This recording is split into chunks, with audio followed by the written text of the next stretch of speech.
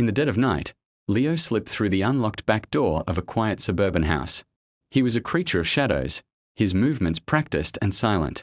Tonight's target seemed easy enough. He moved through the dark rooms, his flashlight beam dancing over ordinary furniture. In the living room, he found a laptop, a tablet, and a small lockbox on the mantelpiece. Jackpot! As he reached for the box, a soft voice from the corner of the room startled him. "Is someone there?" Leo froze, his heart pounding in his chest. He flicked his flashlight towards the voice and saw a young woman sitting in an armchair. She didn't flinch from the bright light. Instead, she tilted her head, her eyes unfocused. "I heard the floorboards creak," she said calmly. "My name is Clara. Who are you?" Leo was speechless. She was blind. His mind raced. He could run, but something in her serene demeanor held him captive. I'm a friend of the family," he stammered, the lie tasting like ash in his mouth. Clara smiled faintly. "I don't have much family left, and my friends usually call first." Her voice was gentle, without a hint of fear. "Would you like some tea? I was just about to make some."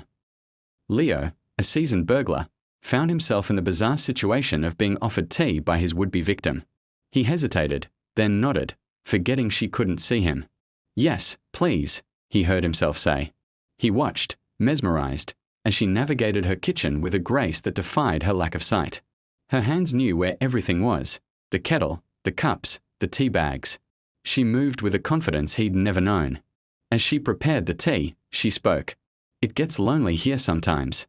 My world is smaller than most." She told him about losing her sight in a car accident a few years ago, an accident that also took her parents. Since then, her life had been a quiet routine within the four walls of her house. She used to be a painter, she explained, her voice tinged with a deep sadness. "I miss the colors the most," she whispered. "I try to remember them, but they're starting to fade." Leo listened, the stolen electronics feeling heavier and heavier in his bag. The lockbox, he now realized, probably held what little she had left. Shame washed over him. He stayed for over an hour, just talking to Clara. He learned about her favorite books, which she listened to on audio, and her love for classical music. He found himself telling her things he'd never told anyone, about his own lonely childhood, the wrong turns he'd taken. He didn't use his real name, of course, but for the first time in years, he felt like a real person, not just a shadow. As the first light of dawn began to peek through the curtains, he knew he had to leave. "I have to go," he said softly. "Thank you for the tea, Clara." She smiled. "Will you come back, friend?" He promised he would, a promise that felt more real than any he'd ever made. He left the house, leaving the laptop and tablet on the table, and quietly placed the lockbox back on the mantelpiece. Leo couldn't get Clara out of his mind. He sold the few things he'd stolen from other places, but not to feed his old life. He went to an art supply store. He bought canvases, brushes, and tubes of paint in every color imaginable. He also bought textured materials, sand, small beads, and thick, gooey gels. The next evening, he returned to Clara's house, knocking on the door this time. When she opened it, he said, "It's your friend. I brought you something." He led her to the living room, where he'd laid everything out.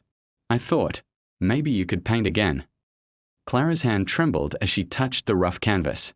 He guided her fingers to the different paints, describing each color to her vividly. "This is fiery crimson, like a sunset," he said, squeezing some onto her palette. "And this is deep ocean blue, cool and calm."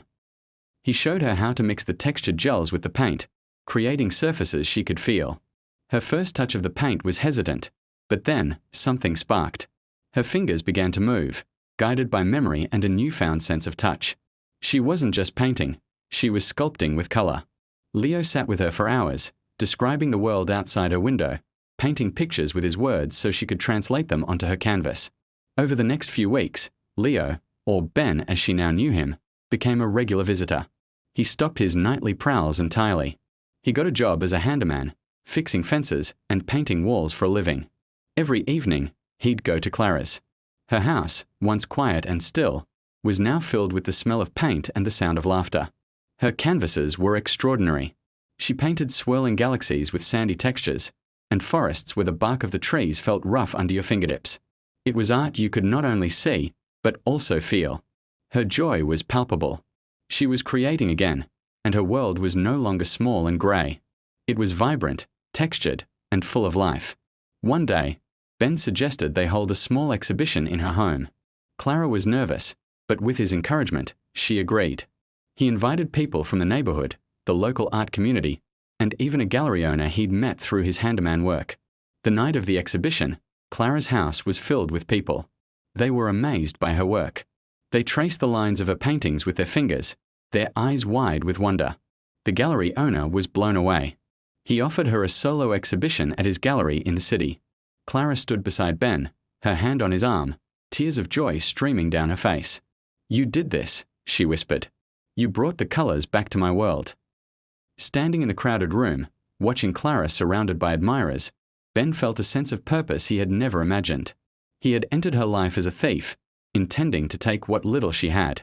Instead, she had given him something priceless, a second chance. He had stolen her loneliness and, in return, had found his own redemption. As the last guest left, Clara turned to him. "Ben, I know you're not a family friend.